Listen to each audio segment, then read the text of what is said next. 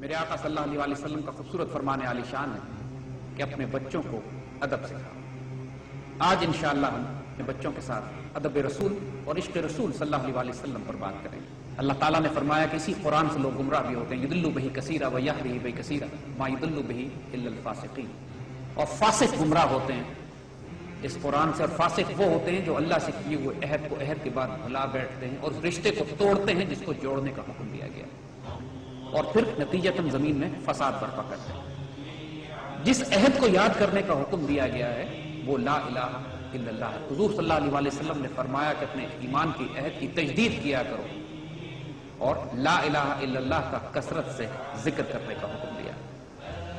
اسی طرح جس رشتے کو جوڑنے کا حکم دیا گیا ہے وہ نسبت رسول ہے صلی اللہ علیہ وسلم۔ من یکفر بالطاغوت یؤمن باللہ، جو طاغوت کا کفر کرتا ہے اور اللہ پر ایمان لاتا ہے، یعنی لا الہ اور الا اللہ کہتا ہے، فقد استمسک بالعروۃ الوثقی لا انفصام لها، وہ سیدنا عروۃ الوثقی صلی اللہ علیہ وآلہ وسلم سے ایسی نسبت اور تعلق قائم کر لیتا ہے کہ رشتہ پھر کبھی ٹوٹنے والا نہیں۔ سارے گناہ معاف ہو سکتے ہیں، دو گناہ معاف ہیں، ایک گناہ شرک اور دوسرا گناہ گستاخی رسول صلی اللہ علیہ وسلم۔ انسان اللہ کی پناہ مانگے اس بات سے۔ قرآن پاک کی وہ آیت ہے کہ اللہ کے رسول صلی اللہ علیہ وسلم کے آگے آواز بلند نہیں کرنا کہ تمہارے اعمال ضائع ہو جائیں گے اور تم کو پتہ بھی نہیں چلے گا۔ ادب ہی پہلا قرینہ ہے محبت کے قرینوں میں۔ جب ادب کرتا ہے انسان، اس کے بعد محبت پیدا ہوتی ہے۔ با ادب ہی با نصیب ہوتا ہے، بے ادب ہی بے نصیب۔ ہم آپ کو مثالیں دے کے بتاتے ہیں ہمارے بزرگ کس طرح ادب کرتے ہیں۔ ایک مرتبہ جب صلح حدیبیہ کے موقع کے اوپر جب مسلمان اکٹھے تو کفار میں سے آدمی آ کے مسلمانوں کی جماعت کو دیکھتا ہے، واپس جا کے کفار سے کہتا ہے کہ اس جماعت سے جنگ مت کرنا، یہ عجیب و غریب لوگ ہیں۔ میں کسرا کے درباروں میں گیا ہوں، رومن بادشاہ کے دربار میں گیا ہوں، ایرانی کے دربار میں گیا ہوں، نجاشی کے دربار میں گیا ہوں، میں نے کسی ماننے والوں کو، کسی فالوورز کو اتنا عشق، محبت اور پیار اور ادب کرتے نہیں دیکھا جتنا میں نے محمد صلی اللہ علیہ وآلہ وسلم کے صحابہ کو ان کا ادب اور پیار کرتے دیکھا ہے۔ اور پھر وہ ایکسپلین کرتے ہیں کہ صحابہ کیا کرتے ہیں، کہتے ہیں کہ اگر حضور تھوکتے بھی ہیں تو حضور کی تھوک زمین پہ نہیں گرتی، یہ صحابہ اس کو ہاتھوں پہ لوگ اپنے جسم پہ مل لیتے ہیں۔ حضور وضو کرتے ہیں تو وضو کا پانی زمین پہ نہیں گرتا۔ حضور جب بات کرتے ہیں تو ساروں کو سکتہ طاری ہو جاتا ہے، نگاہیں نیچی کر کے یہ بات سنتے ہیں۔ کسی کتاب میں نہیں لکھا کہ صحابہ حضور کا وضو کا پانی نیچے نہ گرنے دیں، کسی کتاب میں نہیں لکھا کہ حضور کے پسینے مبارک کو جمع کر کے خوشبو بناتے، لیکن یہ سارے ادب اور عشق کے وہ معاملات ہیں کہ جو آپ کا عشق اور آپ کا پیار دکھاتے ہیں۔ حضور نے جب یہ فرمایا مسلمانوں سے کہ اپنی تمام سامان لے کر آؤ، جہاد کے لیے جانا، ایک مسلمان خاتون اپنے نوزائیدہ بچے کو صلی اللہ علیہ وسلم کو پیش کرتی ہیں، یا سیدی یا رسول اللہ اس بچے کو لے لیں گے۔ حضور فرماتے ہیں میں اس کا کیا کروں، جنگ پہ جانا ہے، یہ دودھ پیتا بچہ ہے۔ وہ رونے لگتی ہے۔ صحابی فرماتی میرے پاس سیدی کچھ بھی نہیں ہے، میں یہ بچہ لے کر آ گئی ہوں کہ آپ کی طرف سے دشمن تیر مارے تو اس کو آگے کر دیجیے گا کہ تیر اس کے جسموں پہ لگے اور آپ کو چوٹ نہ لگے۔ بیٹا یہ عشق ہوتا ہے کہ صحابہ جس طرح آپ سے عشق اور پیار کی مثالیں قائم کرتے تھے وہ کہیں لکھی نہیں جاتی تھی، ہر ایک کا اپنا انداز تھا، کوئی کسی نقل نہیں کرتا تھا۔ ایک صحابی نے حضور صلی اللہ علیہ وسلم کو دیکھا کہ گرمیوں کے دن تھے، ان کی ایک دفعہ صرف حضور سے ملاقات ہوئی تو حضور نے اپنے کرتے کے بٹن کھولے ہوئے تھے۔ اس کے بعد ساری زندگی وہ صحابی حضور سے نہیں ملے، لیکن ساری زندگی اپنے کرتے کے بٹن کھول کے رکھے کہ میں نے حضور کو ایک دفعہ دیکھا ہے اور اسی طرح۔ ایک صحابی حضور سے ملے سردیوں میں کہ حضور نے کالی کملی کالی چادر اوڑھی ہوئی تھی، اس کے بعد ساری عمر وہ حضور سے نہیں ملے، لیکن ساری زندگی سردی ہو یا گرمی، عرب کی گرمی میں کالی چادر اوڑھ کے رکھتے تھے کہ میں نے سیدی کو ایک دفعہ دیکھا ہے اسی حال میں۔ امام مالک مدینہ منورہ میں آپ جوتے نہیں پہنتے تھے، گھوڑے پہ سواری نہیں کرتے تھے۔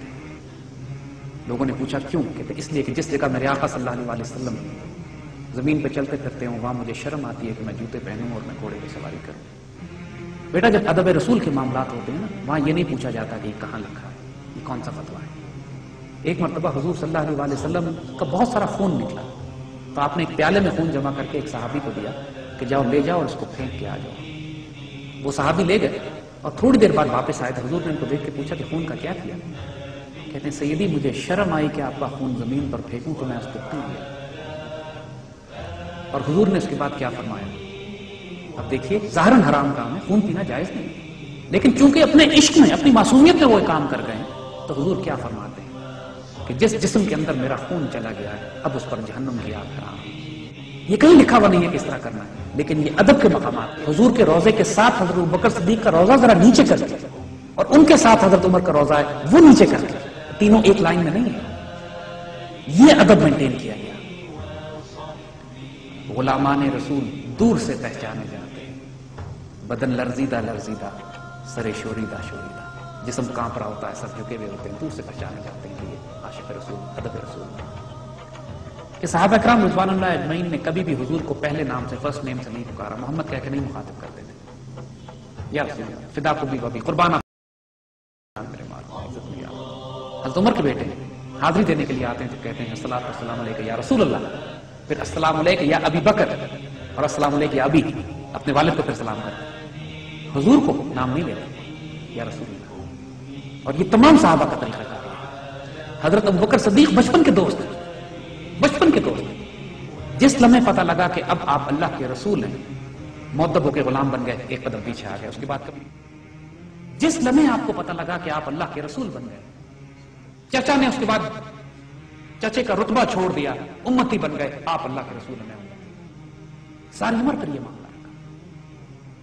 اور یہ ادب آج بھی آپ کو ملتا ہے ان سلاسل میں، ان طریقت والے لوگوں میں کہ جو نسبت رسول کے حوالے سے وہی ادب کا سلسلہ اہل طریقت، وہاں پہ مرشد کا جس طرح ادب کیا جاتا ہے، جس طرح ان کے آگے آواز بلند نہیں کی جاتی، جیسے ان کے آگے جھک کے رہا جاتا ہے، جیسے ان کی خدمت کی جاتی ہے، یہ ادب کا سلسلہ آج بھی قائم ہے مرشد والے سلسلہ میں. کیونکہ وہ سنت رسول پر حضور صلی اللہ علیہ وسلم کے اسی مشن کو آگے چلا. یہ ادب میرے بچوں سیکھنا پڑتا ہے، اس ادب کو سکھانا پڑتا ہے. حضور صلی اللہ علیہ وسلم پردہ فرمانے کے باوجود بھی اپنی امت کی خبر گیری فرما رہے ہیں. صحیح بخاری میں حدیث سے ثابت ہے، تواتر سے تمام مسلمانوں کی تاریخ میں ہزاروں لاکھوں واقعات ایسے ہیں کہ لوگوں کو حضور صلی اللہ علیہ وسلم کی زیارت نصیب ہوتی ہے. تاریخ کا جو سب سے مشہور واقعہ یہ ہے کہ نور الدین زنگی کو جب حضور خواب میں تشریف لا کے بتاتے ہیں کہ مدینے میں 2 یہودی یا 2 صلیبی حضور کے روضہ مبارک کی بے حرمتی کرنا چاہ رہے ہوتے ہیں، پوری تفصیل بتائی جاتی ہے. تو بیٹا یہ واقعہ اتنی بڑی دلیل اور نشانی ہے. حضور کی حدیث مبارکہ اس معاملے میں بالکل واضح ہے. اس کا مفہوم یہ ہے کہ جس نے مجھے دیکھا خواب میں، اس نے مجھے ہی دیکھا کہ شیطان میرے روپ میں نہیں آ سکتا. ایک حدیث شریف یہ بھی ہے جس کا مفہوم ہے کہ جس نے مجھے خواب میں دیکھا وہ قریب مجھے بیداری میں بھی دیکھے گا. اس پر ایک بڑی تفصیلی کتاب، بڑی خوبصورت کتاب فیروز سنس کی چھپی ہوئی ہے، عبد المجید صدیقی ایڈوکیٹ صاحب نے لکھی ہے. ہم ریکمینڈ کریں گے کہ اس کتاب کو پڑھیے. اس کتاب کا نام ہے زیارت النبی بحالت بیداری.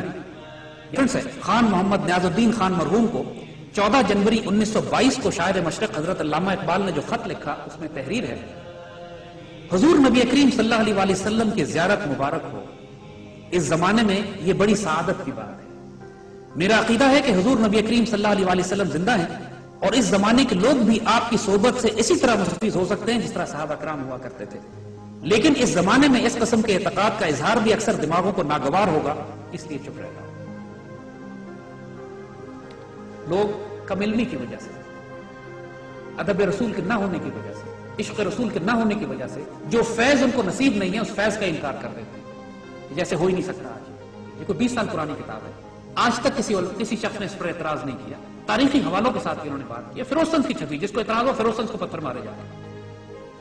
ایک واقعہ بہت پرانا پاکستان بننے سے پہلے کا ہے کہ کسی اسکول میں انسپیکشن تھی، انسپیکٹر باہر سے آ رہے تھے اسکول کا معائنہ کرنے کے لیے. ایک مسلمان بچے کو کھڑا کر کے انسپیکٹر باہر سے آنے والا سوال کرتا ہے کہ مسلمانوں کے نبی کا نام بتاؤ.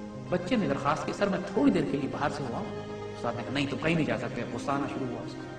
پرنسپل کو بھی غصہ آیا اور جب اس بچے نے مزید اصرار کے باوجود حضور کو اس کو مبارک نہیں بتایا تو انہوں نے اس کو مارا، بہت مارا. ان دیر میں گھنٹی بج گئی.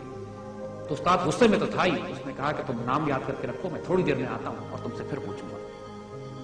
چند منٹ کے بعد جب وہ واپس آئے تو بچے کے جسم سے پانی قطرے ٹپک رہے تھے. ناک میں اس نے روئی رکھی ہوئی تھی جہاں سے نکسیر پھوٹی تھی اس کی.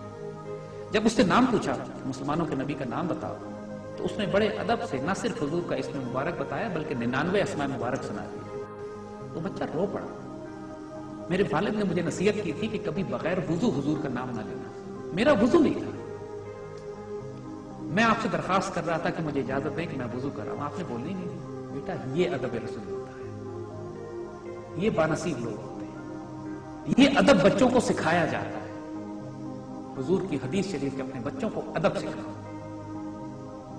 یقین کرو صرف ادب رسول اپنے وجود میں لے آؤ، دیکھو برکت اور خیر کس طرح کھولتی ہے، قرآن کیسے کھولتا ہے، حضور کا فیض کیسے آتا ہے.